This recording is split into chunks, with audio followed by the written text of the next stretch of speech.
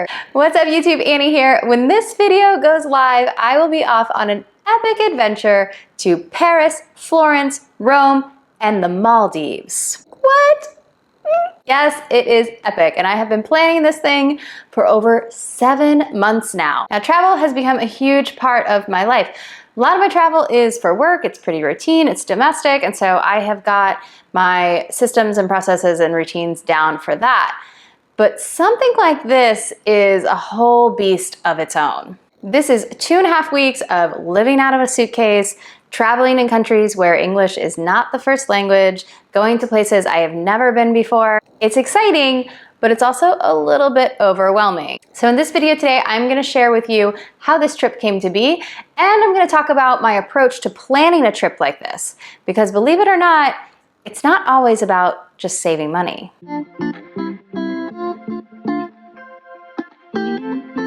Okay, so this whole trip started with the Maldives portion. You know my people from World Playground. If you don't know about World Playground, go check out the video I did about traveling with them. They're an amazing luxury adventure travel community. They put on epic adventures, and they announced this trip to the Maldives like, oh gosh, I don't know, it was like May of 2022. They said, we're going, it's gonna be in January.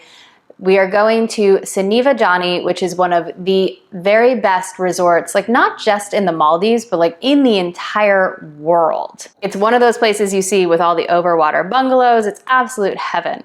So World Playground announced this. I was like, yes, please. I'm in. Maldives has always been on my bucket list. I've wanted to go for so long, but it's like honeymoon capital of the world, right? It is this incredibly romantic destination. Hi, divorced single woman. I'm not going by myself. That would just be like, ooh. So when World Playground said that they were gonna take a group to Jani in the Maldives, like that's the perfect opportunity to go, right? Now Jani is a $5,000-ish a night resort. World Playground was able to get their Jani at like, I think a 55% discount, somewhere around that, as well as having all sorts of activities and our seaplane transfers included. So it's a steal. It's an expensive steal, but it's still a steal. So this trip to the Maldives was sort of my stake in the ground where I said, all right, I am going on that trip. It's 6 days and it's in middle of January, and like this is my flag planted on the calendar. Now, when we plan things sort of in general as humans, we plan with different priorities, right? So you might be planning a trip and budget is your #1 priority. For me, my #1 priority when I travel is safety and then convenience. I've hit a point in my life, I'm 37 years old. Y'all, I'm not sleeping in a hostel anymore. Not gonna do it to save some extra money. I'm not gonna go all out and go full, like I'm gonna stay at Four Seasons every night. I wish I could, but I'm not. So I'm not splurging just to splurge, but I am willing to pay a little bit more if it means alleviating some anxiety and being more efficient with my time. Now, the trip to the Maldives, I live in San Diego, the trip to the Maldives is anywhere from 24 to like 35 hours. What did my notes say? 33, 25 to 33 hours of being on a plane or in airports to get to the Maldives. Now, is it efficient to spend 25 to 33 hours traveling to be somewhere for 6 days and then spend the same amount of time getting home? It's a long way to go for 6 days. On top of that, it's a 13-hour time difference. Now, you know, if you go from like one coast to the other and it's just a 3-hour time difference, how that messes with you.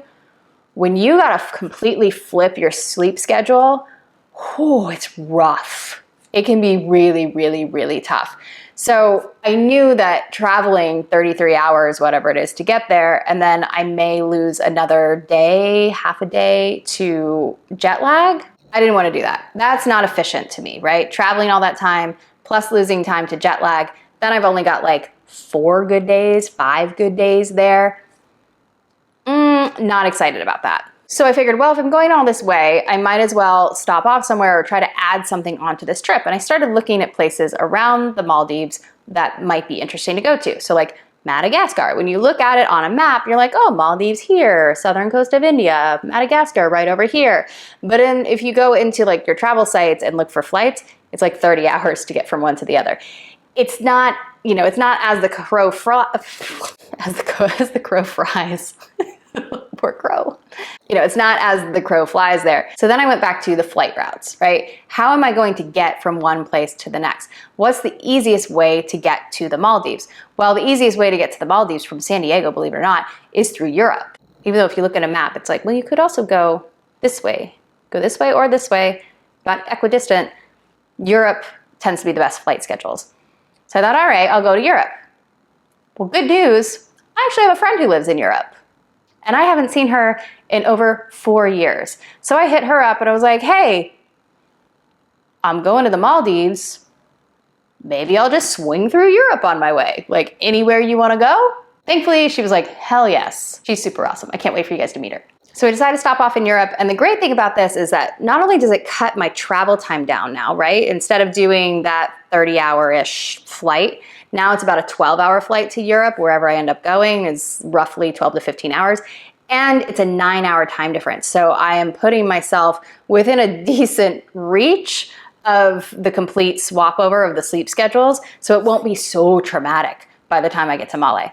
So the way we approached the Europe trip is we started talking about, well, where haven't we been before? And she's been living there for a few years, so she's been to many places. One place she hasn't been is Greece. Then we started looking at flight schedules and discovered it's actually not that easy to get in and out of Greece. I don't know what's going on there, Athens, but like, we got to fix some flight schedules. And it was really not convenient to get out of Greece and to the Maldives. So we decided to scrap Greece, and I approached it from a different direction. I thought, okay, where is it easy in Europe? Where is it easy to get from to get to the Maldives? Did I say that right? Like, what's the connection point, right? Like, who's got that simple hop? Simple hop, that's either gonna go through like Dubai, Istanbul, or Qatar to get to the Maldives. The easiest places were London Heathrow, and Rome. And when I say easiest, I mean the most direct flights, the shortest flying schedule at the least exorbitant price. So then I thought, well, where is it easy for me to get to from San Diego? London and Paris. Now you're probably thinking, oh, so you're going to London. No, not going to London. That would be too easy. And truthfully, I've been to London a couple times. I love London. It's like one of my very favorite cities in the entire world. Don't get me wrong, would love to go back. But if I've only got a few days on the front of this Maldives trip, I want to go somewhere I've never been before. So that's how we ended up going to Paris. And my friend hasn't been there in a very long time. So we decided, okay, we'll start in Paris. And then we started looking at all the other places we could go, Brussels, we go down to Monte Carlo. I started sort of like planning this trip out, all knowing that eventually I needed to get either to London or to Rome to get to Male. And my friend said, well, I haven't done Italy. And I was like, cool, sold. I've been to Italy, but I haven't been to Florence. I did Venice, I did Rome, we did a little bit of Naples, we did Pompeii, didn't go to Florence. And so I thought, okay, Paris, Florence, Rome, Maldives. Boom. So that's how we settled on the final itinerary. And I booked the flights in all different orders. The first flight I actually booked was coming home from the Maldives because I thought, well, I know I'm gonna be there and I know I'm gonna need to get home. So that's why I booked that beautiful Q suite coming home from the Maldives on Qatar Airways.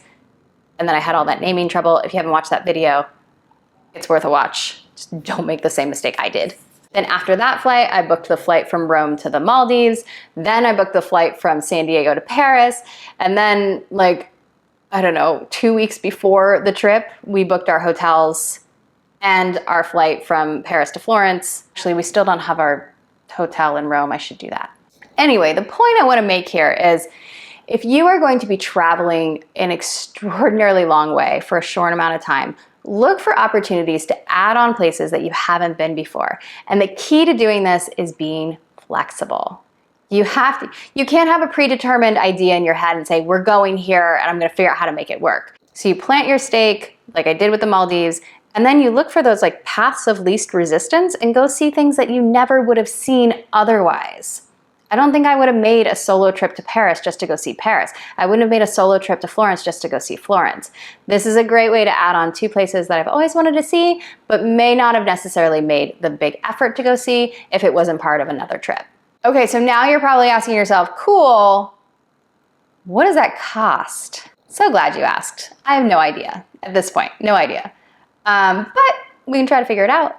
Okay, so the cool thing about planning this trip is that because it started like 7 months ago, the planning started 7 months ago, I've had a long time to really stretch out the spending. So it hasn't all hit me at once, which is good and bad, because I feel like I've kind of just been like, yeah, that's another part. Like, put it on the credit card, it'll be fine.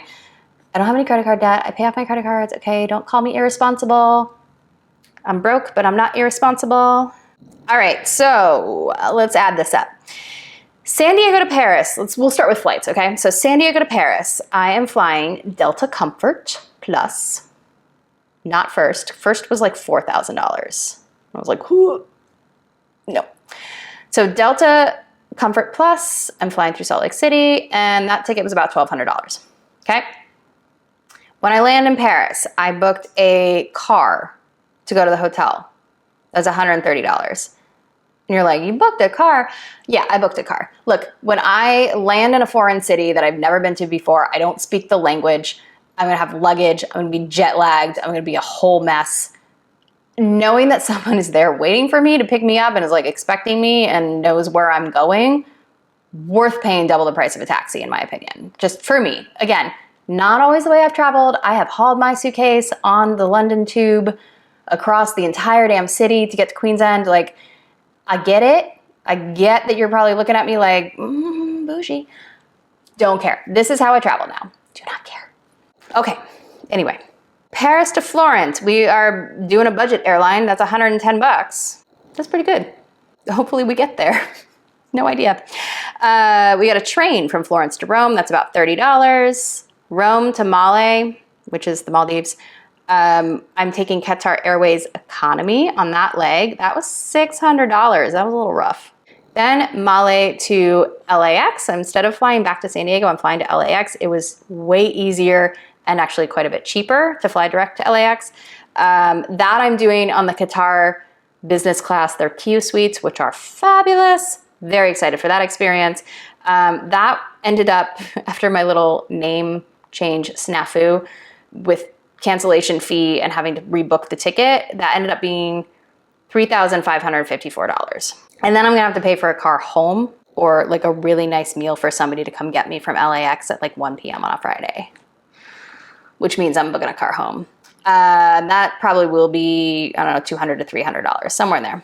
Okay, so flights, transport on the high end, let's call that $5,730, which, look, that's 5 flights. Yeah, that's 5 trip legs. And like 2 of those in a premium class. So that's actually pretty good for a trip like this. So I'm pretty pleased with that. All right, hotels. The Maldives Suniva Johnny, 6 nights, includes meals and activities and seaplane transfers, $12,500. It's going to be worth it.